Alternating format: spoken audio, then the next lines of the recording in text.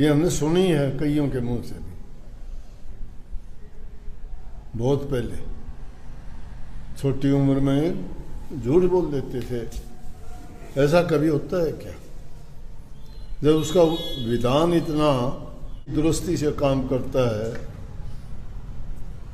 वहाँ की कोई रिश्वतखोरी चलती है या कोई सिफारिश चलती है या कोई वकील दलील देते हैं, जहाँ कोई भी किसी की दखल नहीं, जो खुद सारे फैसले करता है, खुद सारे रचना करता है, खुद देखता है, सब प्रकार के कार्य तीन शक्तियों के द्वारा, तीन देवताओं के द्वारा करवाता है। रचना करने वाला रचना करता है, पालन पोषण करने वाले का काम पालन पोषण करना है, संहार करने वाले का काम संहार करना है। परंतु फिर ये कहानियां कैसे बना लेते हैं?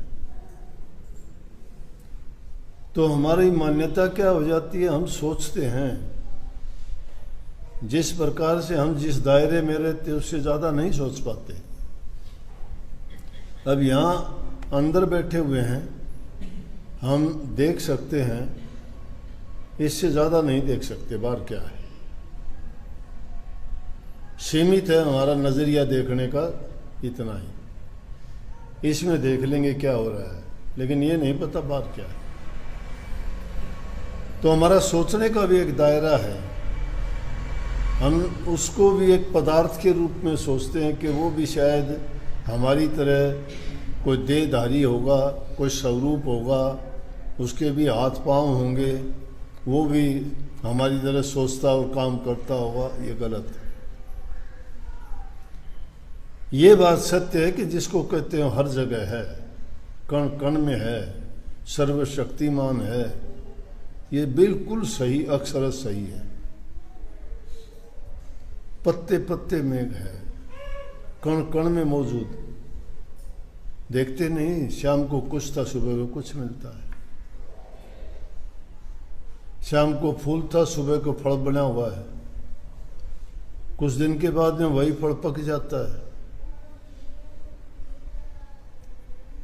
उसकी शक्ति का अंदाजा नहीं लगाते। थोड़ा सा पानी भी अगर दूसरी तीसरी मंजिल पे चढ़ाना होता है तो मोटर लगाते हो, पाइप लगाते हो, जब पानी चढ़ाते हो।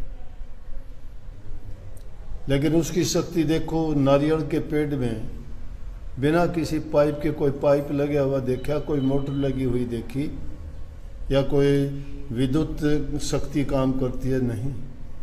और वो भी उस बंद में, नारियल के बंद के अंदर जिसमें कोई भी सुराख नजर नहीं आता, उसके अंदर इतना सुंदर पानी भर देता है कि लीलाओं को कोई जांचते परखते नहीं,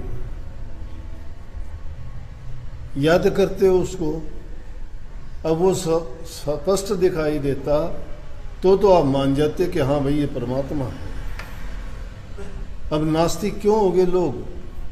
कि वो इसलिए कोई आकृति नहीं, उसकी रूप रंग नहीं, उसकी कोई बनावट नहीं, इसलिए कुछ लोग नास्तिक हो गए। बोले कि कुछ नहीं है, ही नहीं कुछ भी। मानते किसको? कि कोई होता तो दिखाई देता, कोई बताता भी है तो कहते कल्पना है ये। लेकिन जो चीज है, जिसका अनुभव करते हो, उसको वर्णन नहीं कर सकते।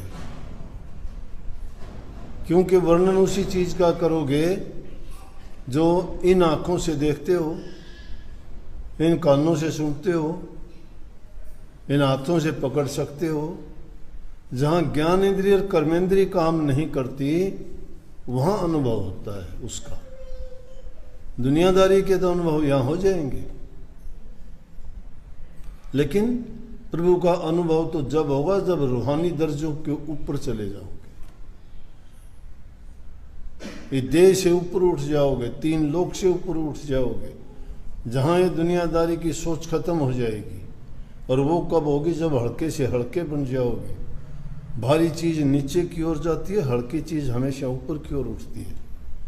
हम संसार की कामनाओं से जब बंधे हुए हैं तो नीचे ही बैठे रहेंगे, ऊपर नहीं जा सकते।